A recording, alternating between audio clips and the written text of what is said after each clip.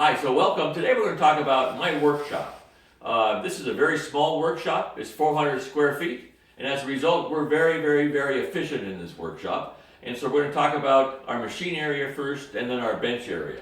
So the first thing I did when I knew I was going to have a small shop was I built this special tool holder and chop saw station so that it's very efficient from a space standpoint. So I've got all my screwdrivers.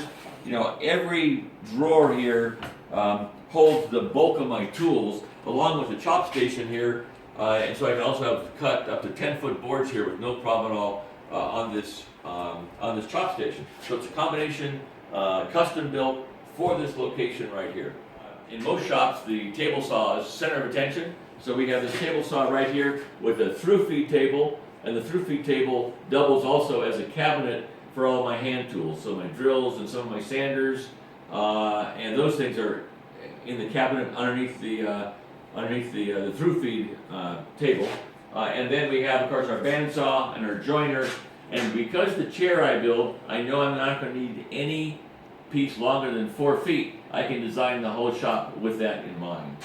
Now sometimes when I want to build the chair, I'm going to need a soft surface here. So I built this board right here that it fits that top exactly. I can clamp this on here. This has a carpet surface so I don't scar the chair.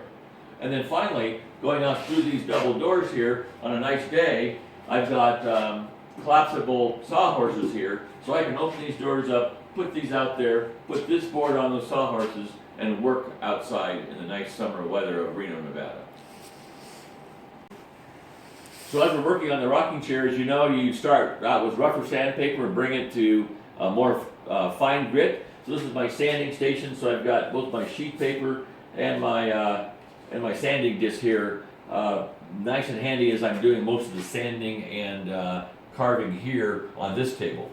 And then I built my own router table because we have 3 different basic router bits we need to use. So we just built this. This is very valuable for cutting, for sanding the radiuses on the rocking chair. And again, this is still the machine area. We have just a basic disc sander. And of course, we have this wonderful drum sander to make the wedges in the chairs and so on and so forth. And then of course the drill press station. So this is all the machine area here. And then over here we have the bench area where we assemble things.